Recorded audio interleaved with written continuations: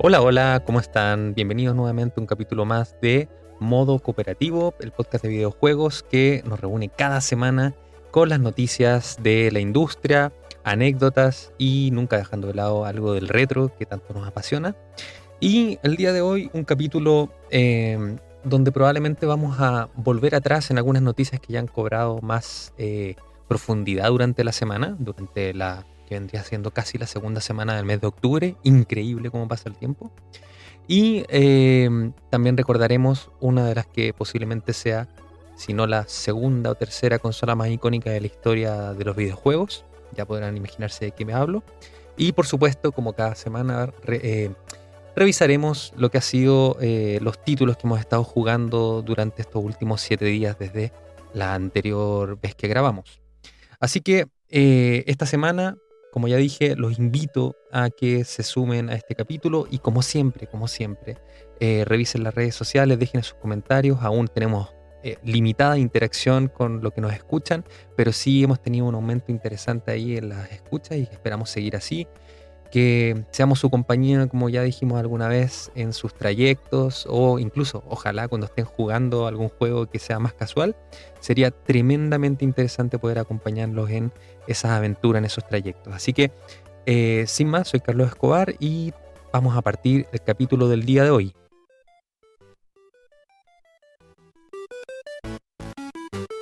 Y bueno, como ya adelanté en la sección de noticias, vamos a ver.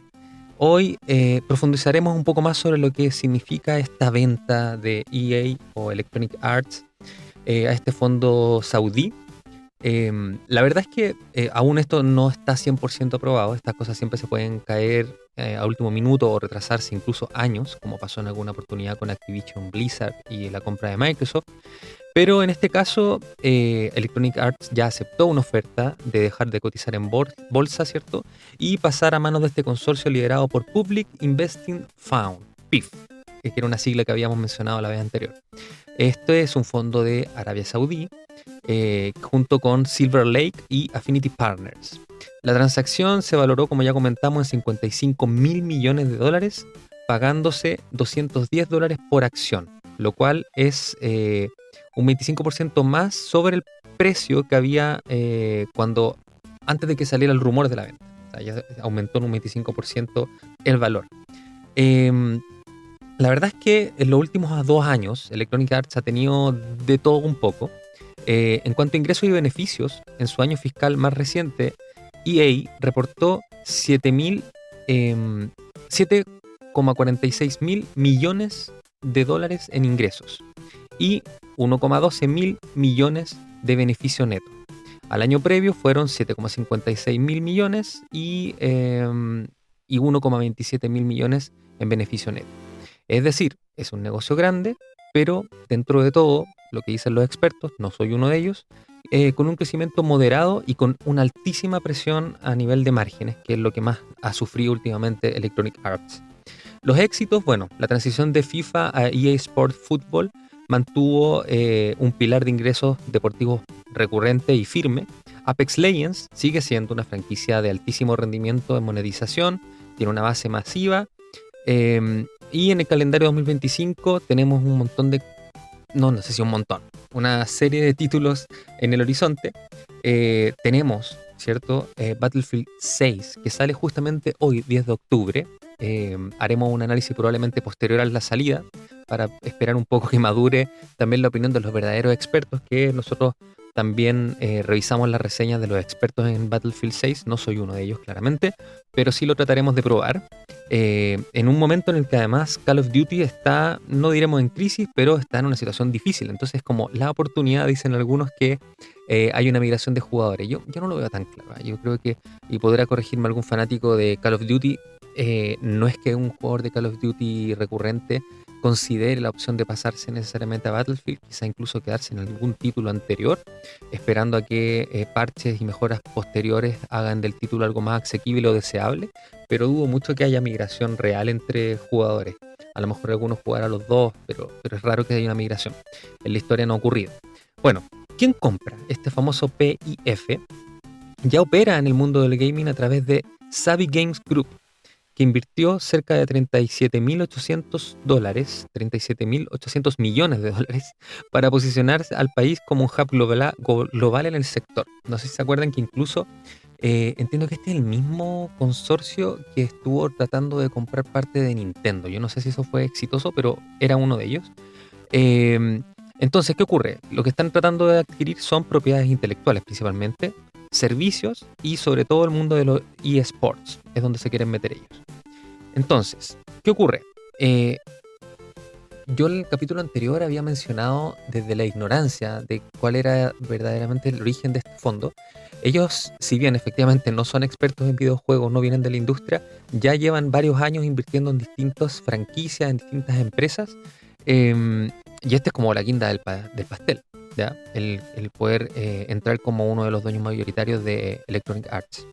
Em, entonces, para esto es interesante saber qué tiene de sabroso, ¿cierto?, en esta compra Electronic Arts, porque muchos podemos quedarnos limitados a los títulos que mencioné anteriormente, pero es mucho más que eso. Bueno, partiendo por lo más básico, lo más común, Electronic Arts tiene EA Sports, un viejo conocido, ¿cierto?, que tiene el Fútbol Club, el Maiden, que tiene muchísimos adherentes, Fórmula 1, la UFC y NHL como principales títulos deportivos. Respawn tiene Apex Legends y Star Wars Jedi, ¿ya? DICE, Replay Effect, Criterion y Motive, ahí tenemos a Battlefield, Need for Speed como dos títulos tremendos, tremendas franquicias que podrían ser explotadas teóricamente. Maxis, viejo conocido de todos, que son los dueños de Sims, ¿ya? Que, como ustedes saben, Sims a nivel online lleva muchísimo tiempo con una base de jugadores permanente, así que es bien interesante. Y el último que voy a mencionar es BioWare, que son los que traen títulos como Dragon Age y Mass Effect. En este punto quisiera detenerme un momento, porque en lo que respecta a BioWare, es una desarrolladora que se ha caracterizado desde hace muchos años por ser bastante inclusiva. Algunos la han tildado de woke, yo lo dejaría en inclusivo, teniendo personajes asexuales, bisexuales, de distintas tendencias. Nunca le ha importado tampoco el tema racial, así que siempre ha sido bien diverso sus títulos. Y el último, por supuesto, de Veilguard, que no fue muy exitoso en 2024, gran parte de las críticas que recibió fue por el excesivo wokeismo de algunos de sus historias, de sus personajes, y por lo tanto ya venía con esa carga. Y ahí viene la duda: un fondo saudí, que sí son bastante conservadores, si es que se le puede llamar así, pues yo creo que está, en algunos casos podría pasar hacia un lado un poquito más extremo que conservador, porque conservador es algo no necesariamente discriminatorio, pero estamos hablando de un fondo saudí donde sabemos que pasan cosas eh, terribles a nivel de derechos humanos y a nivel de diversidad, respeto a la mujer y, por supuesto, imagínense, respeto a las minorías sexuales. Es difícil pensar en que podamos ver más títulos incluso de BioWare.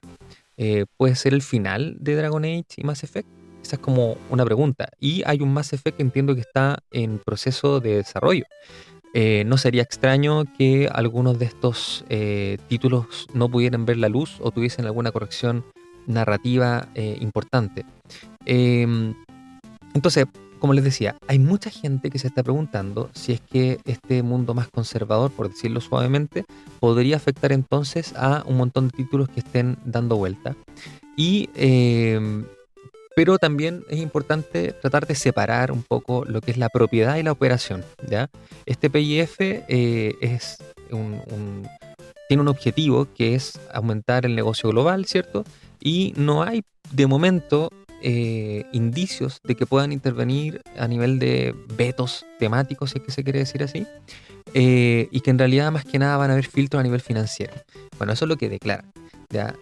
Yo me quedaría aquí con un espacio a la duda, porque sabemos que en realidad si hay un veto financiero, este podría ser específicamente a desarrolladoras como BioWare, perfectamente, más que entonces un cambio en la narrativa de estos títulos. Probablemente también podría bajar la inversión o la paciencia, en este caso con BioWare, ¿cierto? Para desarrollar nuevos títulos después del fracaso, porque eso fue el fracaso de Veilguard.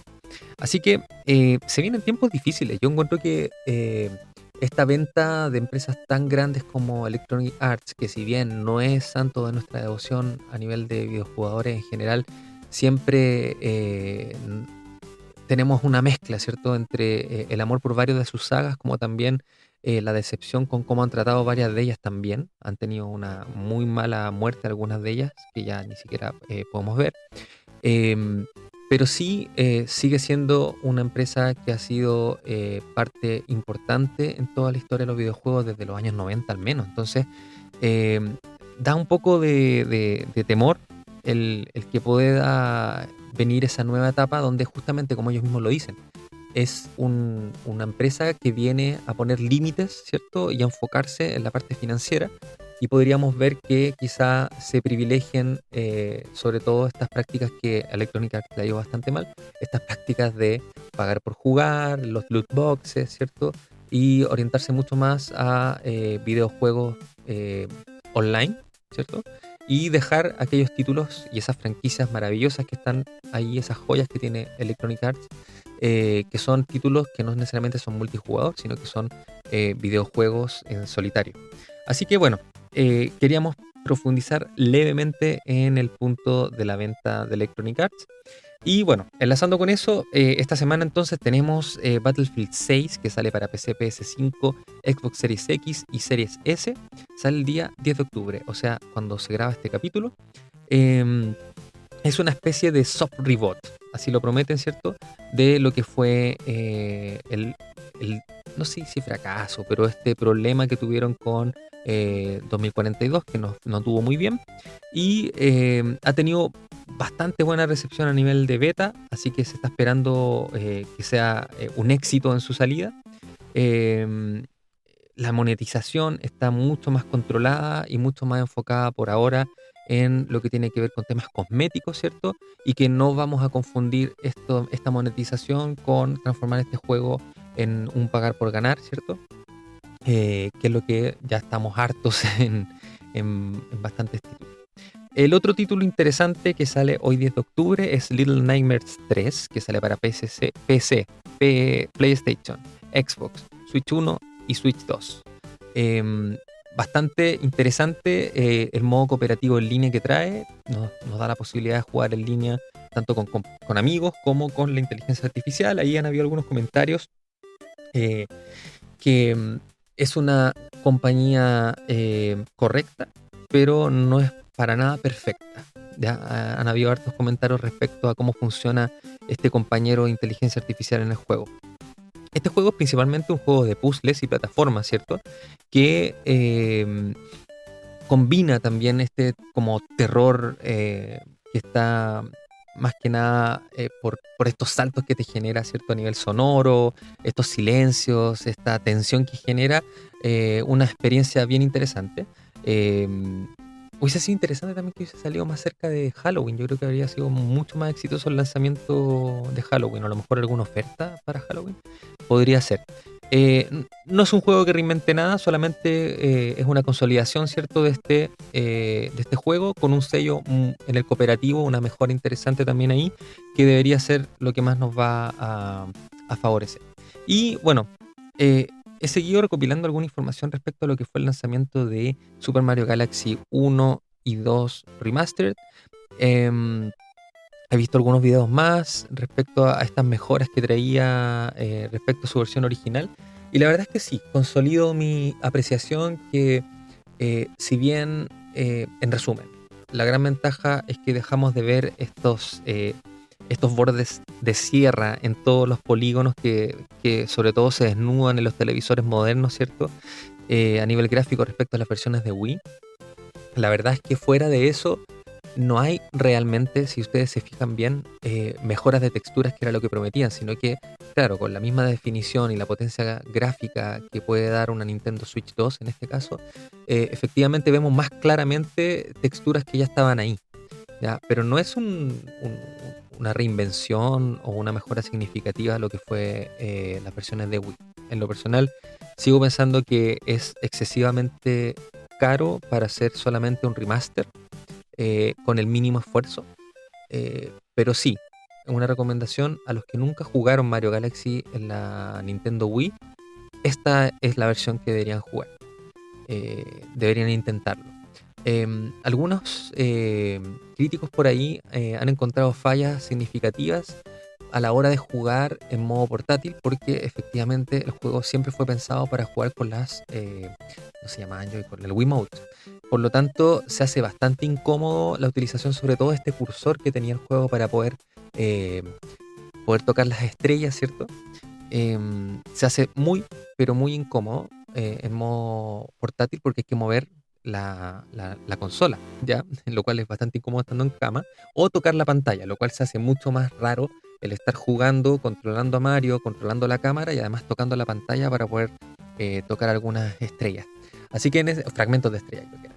Así que, pero con todo y eso, para jugarlo en modo televisor, la transición o la manera en la cual lograron adaptar los Joy-Con para que funcionaran como funcionaba el Wiimote en su época, parece que fue bastante exitoso. Así que si no jugaste a estos dos títulos, uno de ellos que es el Mario Galaxy 2, probablemente uno de los mejores títulos de la historia de los videojuegos, es así de claro.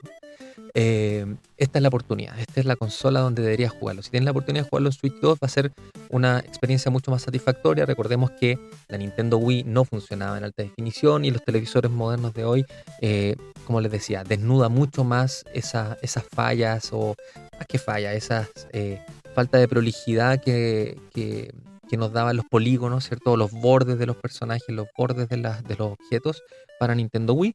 Pero fuera de eso, creo que estamos frente a un título que, insisto, si no lo jugaste, sobre todo para generaciones nuevas, está bien.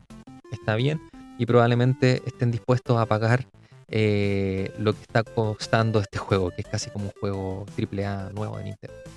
Bueno, y eso fueron las noticias de esta semana. Como les decía, más que nada un repaso a cosas que estuvieron desarrollándose. No había grandes noticias de esta semana. Esperamos que la próxima sí. Así que, sin más, vamos a pasar a la sección de juego retro. Y nos habíamos equivocado de canción.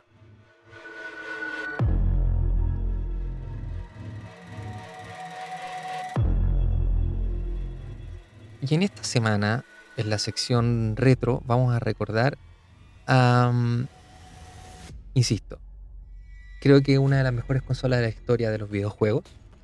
Y si no es la mejor consola de la historia de los videojuegos, porque quizá uno podría compararla técnicamente con las competencias de la época y quizá no era tanto más, ¿ya?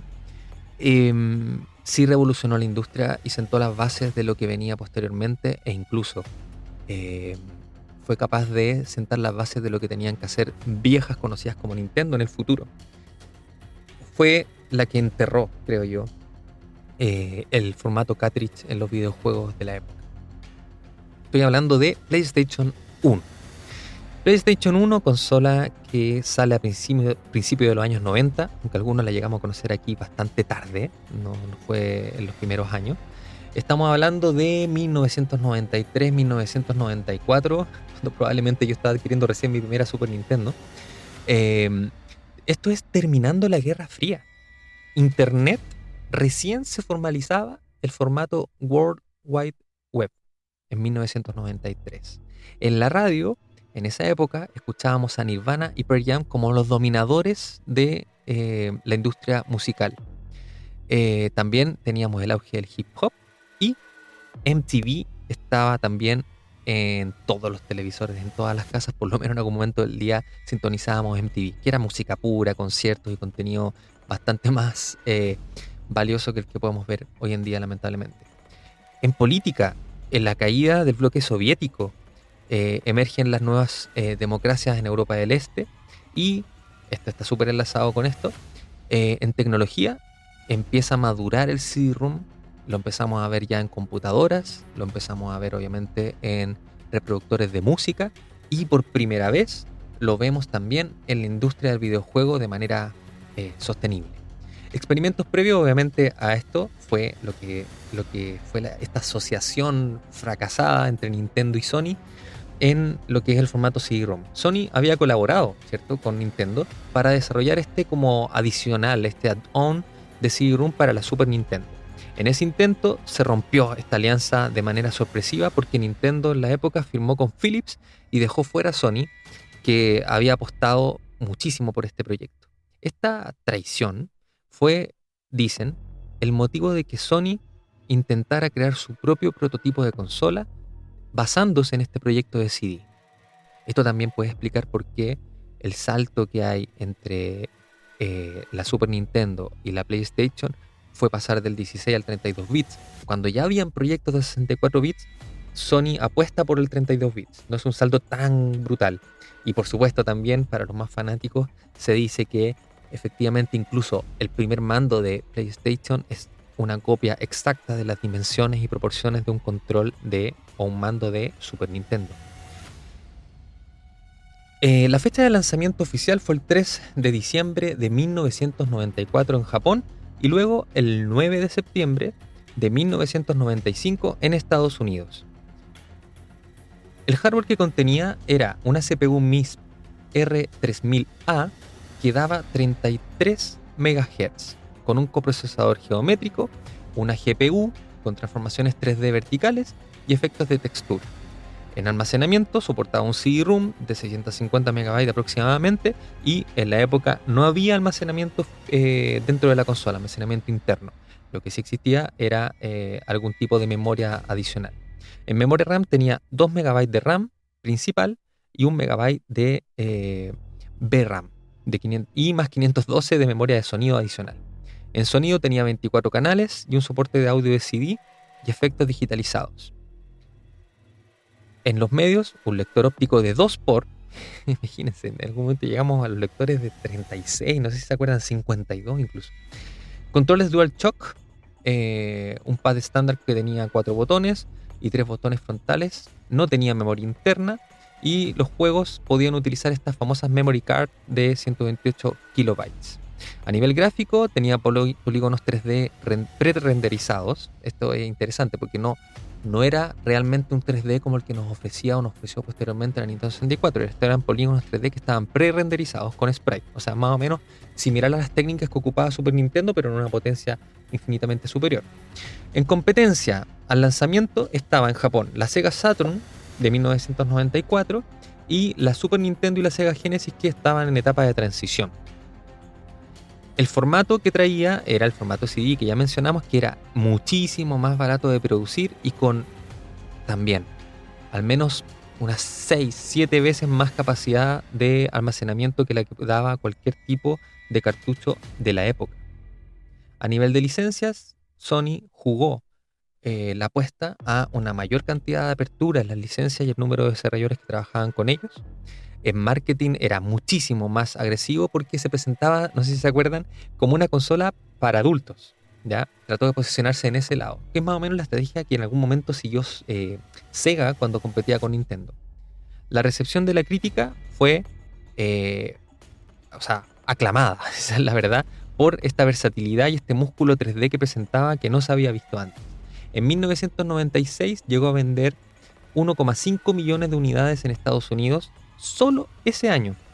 Y se calcula que en su vida útil, su vida comercial, llegó a vender más de 100 millones de unidades, según los datos oficiales. En impacto estableció, ¿cierto?, esta posibilidad de tener un hardware más barato, ¿cierto?, con un software que sí era más caro. Todos los expertos mencionan que a nivel de dificultad de desarrollo, desarrollar juegos para la PlayStation era muchísimo más complejo que desarrollar juegos para la Nintendo 64. Y esa era una de las apuestas que tenía Nintendo cuando se mantiene en esta tecnología de cartuchos. Propició la expansión de desarrolladoras third party, ¿cierto?, que estaban todas en su momento amarradas por contratos súper complejos con Nintendo y Sega. Abrió el camino al mercado 3D y sentó el diseño estándar de mundos tridimensionales, las cámaras y el control analógico que vino después. La PlayStation 1 nos llevó a ver el nacimiento de franquicias increíbles, entre ellas Final Fantasy, que se consolida con su versión 7, Metal Gear Solid, Resident Evil en su versión original, son algunos de los títulos que me parece increíble, que siguen hasta el día de hoy. Y bueno, Por supuesto, Sony además se establece como un publisher en sí mismo de alto nivel y adquirió además un nivel de poder increíble en la industria del videojuego, llevándola ahora sí a una competencia real con Nintendo y posteriormente con Microsoft. El tema de la piratería fue algo que siempre marcó un poco esta consola. En la PlayStation 1 podríamos decir que la piratería fue absolutamente masiva a través de copiadoras de CD, las modificaciones con chips, los boot disc, ¿cierto? Que empezaron a salir por todos lados. En esa época recuerden que no había conexión a internet a través de la consola, por lo tanto no había forma de parchear y eso hacía que fuera mucho más fácil tener soluciones definitivas de desbloqueo de tu consola. Sony no reaccionó tan agresivamente como Nintendo a la piratería, en parte porque esto tenía un alto costo y, por supuesto, estos clones, más que clones, estos artefactos, ¿cierto?, que permitían desbloquear tu consola y poder consumir títulos piratas, en realidad también les permitió difundir muchísimo sus juegos y aumentar de manera exponencial la venta de sus consolas a través de esta posibilidad de acceder a los juegos de manera mucho más barata. Un beneficio indirecto es que algunos jugadores jugaban versiones piratas y tendían luego a comprar los juegos legítimos y las updates en las futuras generaciones. Comparado con Nintendo, que era mucho más cerrado en hardware y software, Sony optó por una política mucho más tolerante, permitió muchos más accesorios, muchas más licencias y además luego Sony incorporó como mucho después, el DRM y la verificación de discos, pero esto finalmente en esas últimas consolas que salieron, PlayStation 1 no alcanzó tampoco a erradicar la piratería. Mucho tiene que ver esto que hablábamos de la imposibilidad de generar parches futuros, ¿cierto?, al sistema operativo y por lo tanto ya cuando se encontraba una nueva técnica de desbloqueo, tu consola igual queda completamente abierta a la piratería. Así que la verdad es que yo creo que muchos tenemos recuerdos de haber visitado la casa de los amigos que eran eh, felices poseedores de una PlayStation 1 a jugar y yo creo que nunca, bueno, sí, un par de títulos originales habré visto por ahí, pero en general yo nunca veía juegos originales, al menos acá en Chile, es triste decirlo, pero lo más común es que las personas tuvieran una PlayStation y luego se dedicaran a copiar los juegos ellos mismos o comprárselo a algún vecino que tuviese algún emprendimiento asociado a la piratería y hacía copias de estos juegos. Porque se solían comprar además las consolas PlayStation, que no las comprabas obviamente en una tienda establecida del retail, ya desbloqueadas, ya con el chip puesto, o posteriormente las chipeaban, ¿cierto? Pero era muy extraño que alguien tuviera una consola sin chip. En general estaban todas las consolas desbloqueadas y por lo tanto tú tenías la posibilidad de jugar a todos los títulos que habían. Y sí, efectivamente yo creo que fue lo que generó que esas primeras generaciones de jugadores de PlayStation, luego cuando tenían poder adquisitivo, siguieron consumiéndole y se transformaron en los fanáticos de hoy que yo creo que no pensarían en modificar su consola muchos de ellos y prefieren comprar títulos originales en esta generación. Eh, Así que yo creo que sí, es la consola que además consolidó lo que es la piratería en los videojuegos y se nutrió de ella misma para poder sentar las bases de lo que sería su base de jugadores fija hasta el día de hoy. Así que bueno, espero que le haya traído algún recuerdo lo que fue estos números, estas anécdotas del origen de la PlayStation 1, consola que recordamos hoy en esta sección de retro gaming.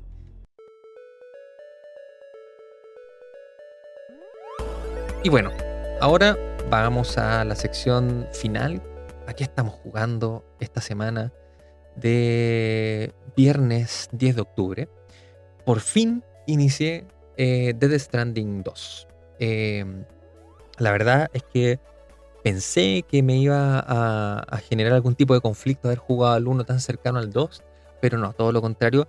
En lo personal creo que las primeras horas de juego han sido tremendamente interesantes. No se me ha hecho largo esta especie de tutorial encubierto que pusieron en el juego. Eh, no te toma más de un par de minutos y las primeras misiones son rápidas de solucionar, no tienen una alta dificultad y sí el motor gráfico sorprende. Si ya me había sorprendido la versión del director del Death Stranding 1, esta me termina de hacer soñar con este mundo extraño que nos presenta Kojima. Yo creo que es muy, muy, muy interesante lo que logra con este motor gráfico, que no es un motor gráfico es- espectacular comparado con otros, pero le saca todo el partido. Es increíble lo que se logra con este motor en Death Stranding 2.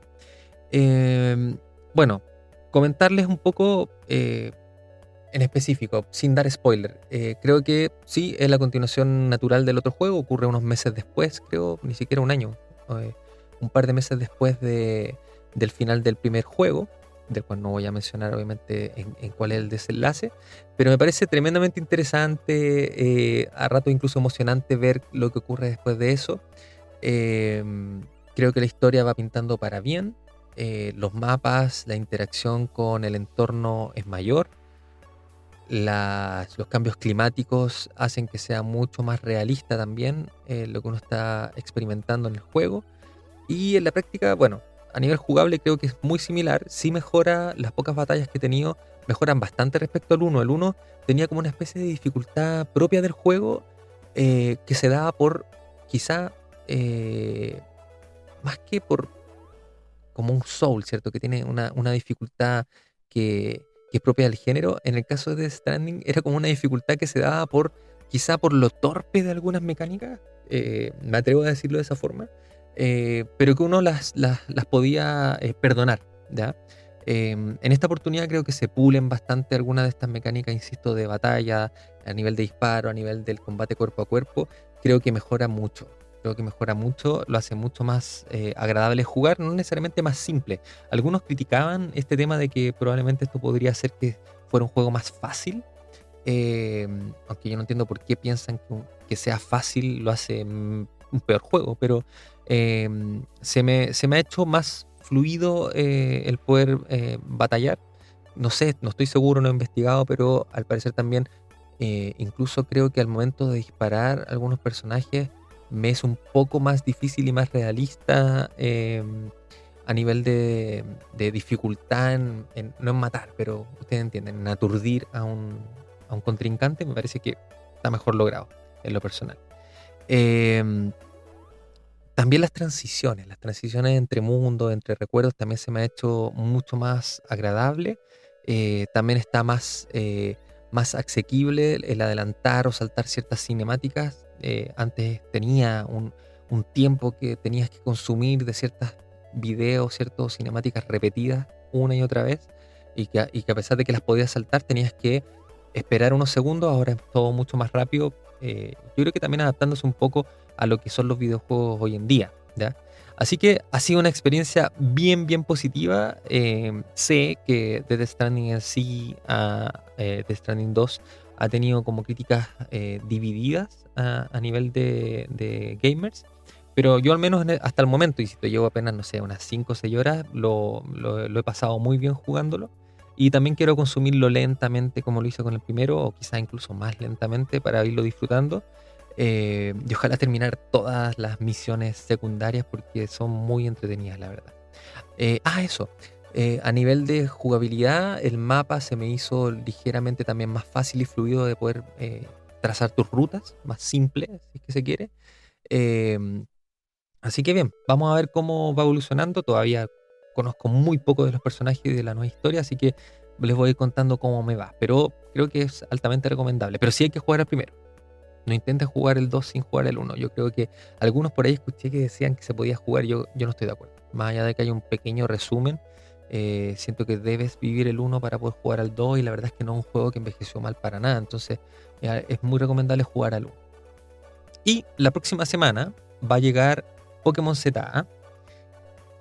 Y algo habíamos mencionado hace unas semanas respecto a este título que funciona o se desenvuelve en Lumiose City, ¿cierto? Que es solo una ciudad ya conocida por nosotros, ¿cierto? Por títulos anteriores. Y además nos confirman una serie de nuevas mega evoluciones que ya a una semana del estreno podemos confirmar. Y las voy a mencionar. Tenemos las mega de Dragonite, Victreebel, Clefable, Starmie, Greninja, Delphox, Chestnut, Malamar, Pyroar, Dragalge, Drampa, Phalanx, Feraligatr, Skarmory, Frostlass, Escadrille, Emboar, Sigard, Floette, Ser Ahora, Darkrai y Heatran. Increíble, increíble. Son muchas las nuevas mega evoluciones. Algunas de ellas se ven súper, súper interesantes de poder probar. Supuestamente este título nos va a traer algunas mejoras a nivel de jugabilidad en línea, ¿ya? Esto es bien interesante porque en general lo que fue Leyendas 1 o Leyendas Arceus, en verdad no tenía, prácticamente, no había, ¿cierto?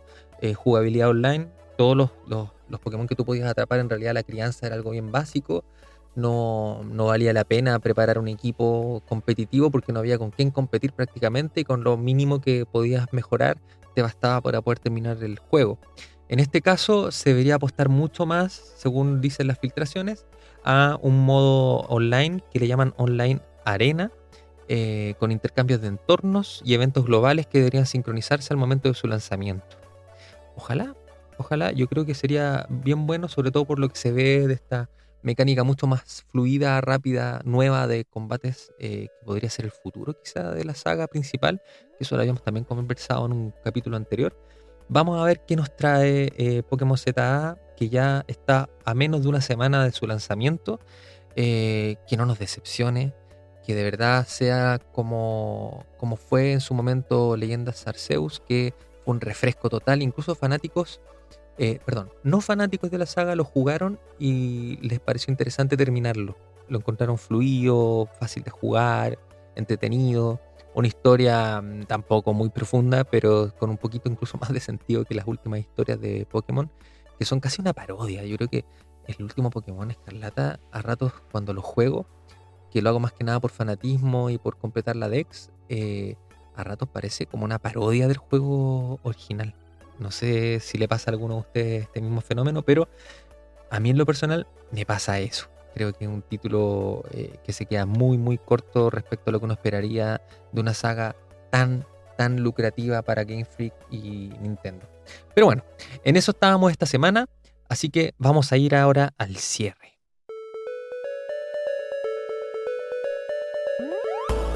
Y bueno, espero que les haya gustado el capítulo de esta semana. Un capítulo, no sé cuánto tiempo nos quedó. Quizá nos quedó en una duración distinta a los capítulos anteriores. Profundizamos un poco más en lo que fue este tema de Electronic Arts, que me pareció al menos a mí interesante desarrollar porque podría marcar la tendencia en nuevas futuras compras o intervenciones de fondos de inversión, ¿cierto? En este lucrativo mundo de los videojuegos. Y también hablar un poco de esta consola inolvidable como fue PlayStation 1.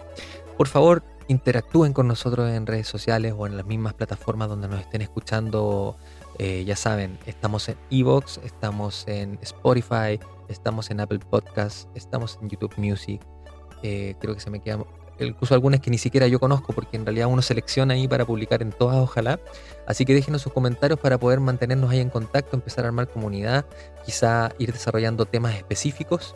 Vamos a ir tratando de innovar también en algunos capítulos, sobre todo ese capítulo adicional que siempre les prometo y que hemos tratado de mantener cada semana. Y al menos en este tipo de capítulos semanales de noticias ya será hasta la próxima semana. Así que mucho cariño para todos y recuerden, como siempre al cierre, los videojuegos se disfrutan mucho más en modo cooperativo. Que estén muy bien. Chao, chao.